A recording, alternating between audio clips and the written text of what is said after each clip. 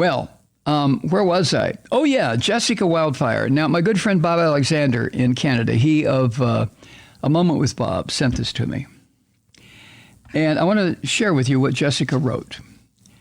She says, she does, that the Second Civil War already happened and the South won. My dad used to tell this joke, Jessica writes. It went like this. Union troops were marching past Stone Mountain, Georgia, when they saw a Confederate soldier. He was standing at the top, shouting down all kinds of nasty insults. The Union general sent his third best men after the Confederate soldier. They never came back. So he sent his second best men up the mountain. They never came back either. And soon the Confederate soldier returned and started shouting insults again, laughing at them. Well, the Union general decided to order his entire army up the mountain to get rid of this Confederate. That's when a Union soldier stumbled back down, bloodied and bruised, uniform torn, sobbing. The general grabbed him and shook him. What happened up there? The soldier told him it was a trap. There's two of them. I've been thinking about that joke a lot lately, Jessica writes, and what it says about the direction we're headed. There's been a lot of talk about a second civil war and how it's going to go. People worry the country will fracture or will devolve into violence. They're wrong. It already happened. The South is already a separate country. I live in the South. I grew up here. We have our own culture and our own laws. They made abortion practically impossible before they made it officially illegal. You have to drive 100 miles and go through hell. They did the same thing with voting. If you live in the suburbs, it takes 15 minutes. If you live anywhere downtown, it takes all day, and you don't get time off. Down here, we eat weird food and drink iced tea. People pride themselves on their accents. People keep garages full of guns. We even have our own history. My teachers taught the Civil War as if we won. They made heroes out of men like Stonewall Jackson and George Pickett. There's no separation of church and state here. My teachers could walk right up and ask me why I didn't go to church. They did. The American Civil War destroyed the South. It was pure ruins. In school, we were taught that General William Tecumseh Sherman used scorched earth warfare in southern cities like Atlanta, where I grew up. We were taught that the Confederacy was winning until Sherman began his march to the sea, burning cities to the ground and slaughtering civilians. Some of that's true, but the facts were exaggerated in our history classes to make us feel like the real victims. Sherman said, quote, "War is cruelty and you cannot refine it," end quote. Regardless, though, of how it happened, southern states looked a lot like Germany at the end of World War II. The entire point was to destroy Confederate infrastructure and eliminate their capacity to make war. We learned about the Civil War as a kind of fairy tale, but it was really the evolution of modern warfare in real time. It wasn't just cannons and muskets. It saw the first ironclad ships, landmines, and submarines. It was a test run. After the war, Abraham Lincoln was promoting amnesty for southern states and crafted something like the Marshall Plan. Instead, he was assassinated. And his successor, Andrew Johnson, basically gave southern states their full autonomy back. Southern states themselves seemed more interested in continuing their persecution of black people than actually building back their infrastructure. After 10 years, the U.S. hadn't really rebuilt the South or reformed it. They simply gave up. In general, southern states refused to let go of racism and hate. They built memorials for their dead and turned them into heroes. They replaced slavery with segregation and sundown towns. And the U.S. government let it happen. Anyone who came to the South with ideas about changing things, building progressive companies, or reforming the education system was labeled a carpetbagger and chased out. For a century, Southerners wallowed in victimhood and got secondhand revenge by terrorizing black people. Nothing changed. The civil rights movement failed. I know you don't like to hear this, but it did.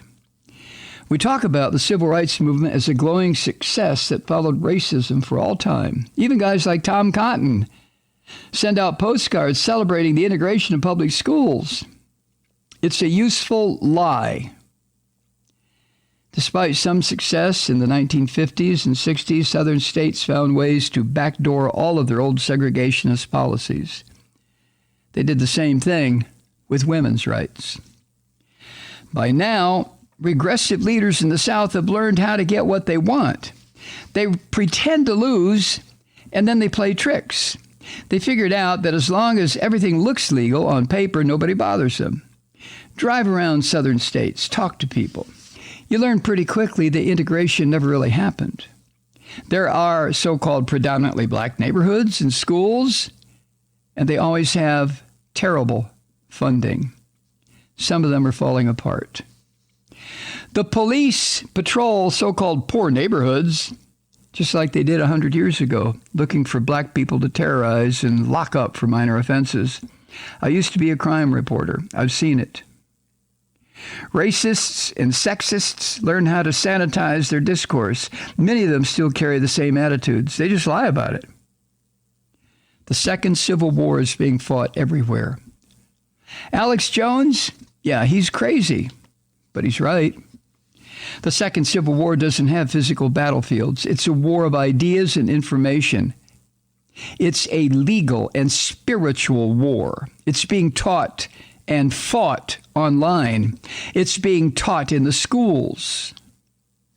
Radical white supremacists have been recruiting and radicalizing desperate young men who can't see a future for themselves. They're turning them into domestic terrorists, and they know it. Politicians and cable news personalities have free rein to spread misinformation and conspiracy theories 24 hours a day. Sometimes they apologize. That doesn't help. They understand that once you spread and legitimize a conspiracy theory, the apology doesn't matter anymore. Anti-vaxxers and anti-maskers won the information war. They got the Supreme Court to kill vaccine mandates. They got a federal judge to end mask mandates. They organized a freedom convoy to drive home their point. It only fizzled because they'd already gotten what they wanted. If they hadn't, all those trucks would have blocked highways for weeks. Democrats understand this much. Masks aren't coming back. Conspiracy theorists also won the public health war. They don't want public health. They want individual rights and personal choice at all costs, no matter how many people get sick and die. Oh, and they've got that too. Jessica Wildfire, who apparently grew up in Atlanta, which for the past half century has been my hometown. What she's written is basically true. It's hard to find blatant examples of what she wrote about here in Atlanta. I have to admit that. But Atlanta is, of course, the cradle, the birthplace of the modern civil rights movement. It really is. I could go down a list of civil rights leaders who were born and or spent an enormous amount of their adult life here in Atlanta, but I've already done that, and you probably know it yourself anyway. We used to make jokes here in Atlanta. There's two Georgias. There's Atlanta and Georgia. The implication being that as long as you're in Atlanta, yeah, you'll still come across some racism. A lot of white people here in Atlanta who still want to play that race card in a nasty, hateful way. But for the most part, Atlanta is a black city. And it's a beautiful city. It's a wonderful city. The arts here, the music here, the theater here, the literature here, all of it. It's gorgeous. It's a wonderful city. The only problem I have with Atlanta is it's too goddamn big. We have 5 million people now in metro Atlanta, and the prediction is by 2030 it'll be close to 10 million. That's obscene. And your humble and obedient servant here, moi, has watched this happen over the past almost 50 years that I've been here. This growth of Atlanta. Now, I'm not anti-growth. I'm just anti-urban sprawl. But anyway, I digress. The city of Atlanta itself is a majority black city, black administration, black business, black entertainment, black this, black that, and it's wonderful to live here. Like I said, it's a beautiful city to live in. It really is, if you can handle the traffic. But what Jessica Wildfire is writing about is so true. If you read my book, Colored Ice Cream, the first part of which took place in 1959 when one of my high school buddies and I left, just took off from high school and traveled to Clearwater, Florida. We came through the segregated Jim Crow South. And what we experienced and what we witnessed and what we were a part of, we picked up a black hitchhiker in Lexington, Kentucky, and he traveled with us through 3 southern states, 2 white boys and a young black man. Woo! In 1959. But what Jerry and I, that's the other white boy, what Jerry and I witnessed and what Chuck, the black guy, warned us about in 1959 came to fruition. It's here now. It's here in the South. You don't understand unless you come down here, unless you travel around the suburban or the rural South. Jessica is absolutely right. The Second Civil War was fought, and the South won. So what's going to happen next? Well, come on, Mike. You've got to improve your attitude. You've got to adopt an attitude of faith in your fellow American. Hope that the system of justice and fair play and equality under law will all prevail. Hi, Truth Seekers. Mike Malloy here. As you know, we've switched formats and are now broadcast exclusively on the Progressive Voices Network. So that means you get fewer program interruptions, no corporate commercials, and lots of profanity. But our format change also means some of our radio listeners no longer hear the program. It's been a while since I mentioned our podcasts, so you may have forgotten that there is a way to listen to this program anytime you need a good dose of screaming. Visit MikeMalloy.com and subscribe to our podcasts.